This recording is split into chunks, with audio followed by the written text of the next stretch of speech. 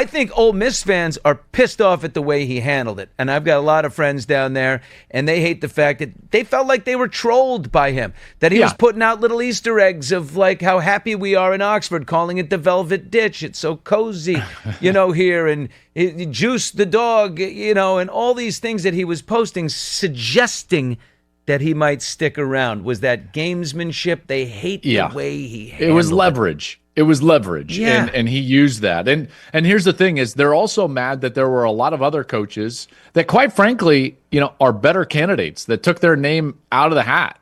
Think about this. You're not going to get Kirby Smart at Georgia or Ryan Day at Ohio State, but Dan Lanning at Oregon would have been a bigger name and a more successful coach than what Lane Kiffin has been.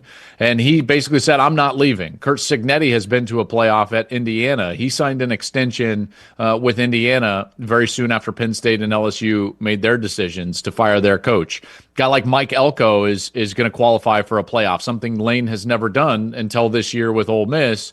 And he signed an extension. So I think it was also all these other guys around the country that you would possibly call, they're taking their hands down. Meanwhile, from an Ole Miss perspective, you got to feel like Lane Kiffin was sitting there with his hand up, saying like, hey, I want the attention, I want these jobs, and maybe I'm willing to move, which he ultimately was. And I think that rubs a lot of the Ole Miss people the wrong way. And don't they feel at Ole Miss like they kind of rehabilitated him?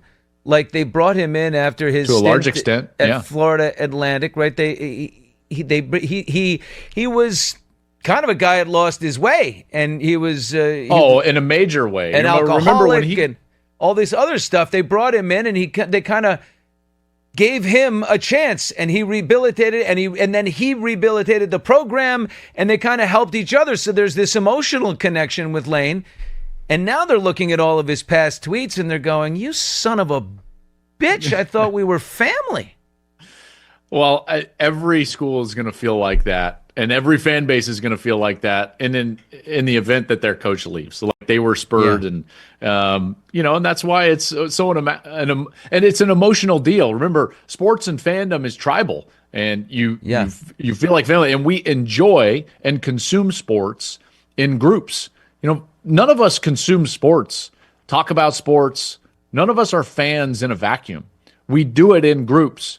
And we do it with our families and our best friends, and it conjures up, the best memories of our life. A lot of people at the end of their life, they'll talk about, the best thing we ever did. Remember those games that we went to? Remember sharing that moment, rooting for that team with my son or my dad or whatever it is. And so it's very emotional. It's very tribal.